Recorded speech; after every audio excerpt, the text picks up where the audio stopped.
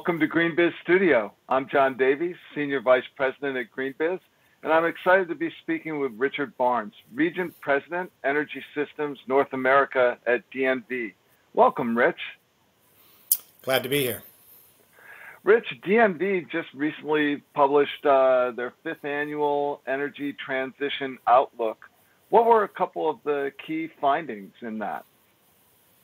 Well, I think the key finding was that we're clearly on a path to a decarbonized future. However, we're probably not going fast enough in order to meet the Paris Agreement goal of 1.5 degrees centigrade. In fact, our current conclusions is that we will surpass that emissions budget in another 8 to 10 years, and will certainly exceed by the end of this century the overall 2-degree budget on the order of about 2.4 to 2.6 degrees. So even though we're moving to a much cleaner energy supply, with renewables and electricity taking on a much bigger role, we're just simply not moving fast enough or significantly enough, especially in what we characterize as the hard-to-abate sectors, the industrial sectors,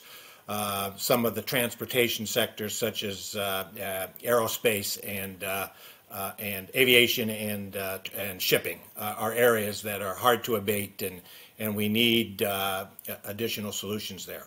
Primarily, perhaps, in the form of hydrogen. Hydrogen just simply is not going to happen fast enough if left to its own kind of normal curves here that take place.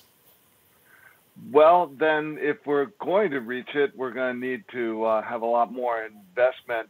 And I know you've also published a report on how to finance the energy transition.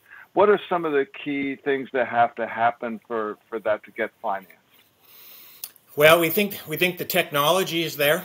So it's not a matter of us needing some big advancement in technology, but it really comes down to policy. It really comes down to choices about what types of investments we're going to encourage, what is government going to focus on. Are we going to continue to invest in fossil exploration, or are we going to start to move to other types of options? And again, hydrogen is a place where I think we could use quite a bit of investment. Carbon capture and storage is another area where we need government policies to encourage faster acceleration of those technologies. So I think we really think that the technology is there, and we just simply are lacking policy to accelerate the transition. So is this going to require more of a private-public coming together to fund these type of things? Where's the role of business? Well, certainly it's going to require. I mean, certainly the public sector has to create the mechanisms and the policies that will encourage the private sector to invest, to prioritize these types of investments. So certainly aspects, and while things like a price of carbon may not be the only method, that's one of the policy methods that would help the private sector to prioritize investments in this area.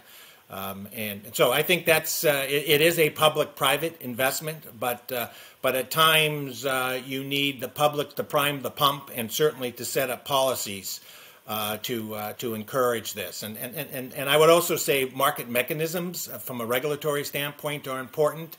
We think storage has a big role in the future, and in ensuring that there are the appropriate market mechanisms in place to encourage people to achieve certain revenue streams from storage, certain ancillary load streams that occur in the electricity markets. We think it's another important policy aspect that needs to be pursued to encourage people to invest in these technologies and to develop them further. Fantastic. Well, I've been speaking with Rich Barnes, Region President, Energy Systems North America for DNV. Thanks, Rich. Thank you for the opportunity.